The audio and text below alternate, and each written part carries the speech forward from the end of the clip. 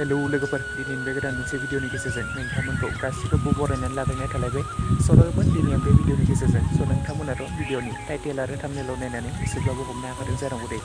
बे भिडिअआ मानि सायाव जागोन नोंथांमोना जुदि बे भिडिअनि सायाव आबुङै मिथिनो थाखाय जोबजासिम नायलांबाय थायोब्लानो जाबाय लोगोफोर सोरां स्टुडिअ माल्टिमिडिया बेनारनिफ्राय दिहुनजानाय गोदानै आबुं मोनसे बर' सावथुननि सायाव भिडिअ आपडेट लानानै फैदों बे बर' सावथुननि टाइटेल आरो थाम्बनेलनि मुङानो जादों आगोमा रुवाथि नोंथांमोनाथ' बे आगोमा रुवाथि मुंनि आबुं मोनसे बर' सावथुनखौ गोबाङानो नायदों आरो मिथिखादों जानांगौ बे बर' सावथुनावनो गाहायै फावखौ खालामदों दिनेश अनसुमै उत्तम निरिबिलि कनकसा बर' आरो लोगोसे गोबां फाव खालामगिरिफ्रा बे बर' सावथुनाव फावखौ खालामदों बे बर' सावथुनखौ नोंथांमोनाथ' गोबाङानो एपिसड 1निफ्राय लानानै एपिसड 12सिम अलरेडि नायखाबाय आरो नुखाबाय जानांगौ दे आरो बेनि एपिसड 13खौ नोंथांमोना गोबाङानो नायनो थाखाय एक्साइटेड जाबाय थादों गोबाङानो कमेन्ट्स खालामदों माब्ला नुनो मोनगोन होननानै थाबैनो रिलिज खालामदो होननानै बे बर' सावथुननि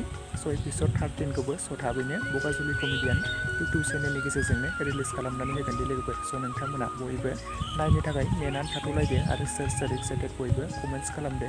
लोगोफोर बे आगोमा रुवाथि मुंनि आबुं मोनसे सिरियेल बर' सावथुनखौ बिथांमोना दाबोनो रिलिज खालामनानै होआखै दे लोगोफोर एपिसड 13खौ रिलिज खालामनाया गोबाव दिन जाबाय 9 डेज जाबाय लोगोफोर बिथांमोना दाबो बे एपिसड 13खौ रिलिज खालामनानै होआखै मानि थाखाय बिथांमोना थाबैनो रिलिज खालामनानै होआखै बेनि डिटेल्सखौ मोजां मिथिजोबाखै लोगोफोर माबाफोर प्रब्लेमफोर जादों जानांगौ बेनि थाखायनो बे एपिसड 13खौ बिथांमोना थाबैनो रिलिज खालामनानै होनो हायाखै नोंथांमोना बयबो नायनो थाखाय नेनानै थाथ'लायदो जेब्ला रिलिज खालामो अब्ला आं बेनि सायाव गोदानै मोनसे नोंथांमोननो रिलिज आपडेटनि गेजेरजों फोरमायनानै होबावगोन आरो सोर नोंथांमोना बे आगोमा रुवाथि मुंनि आबुं मोनसे सिरियेल बर' सावथुनखौ नायनानै माबोरै मोनदों बयबो कमेन्ट्स खालामदो बे सिरियेल बर' सावथुना जोबोद मोजां जाखादों मानोना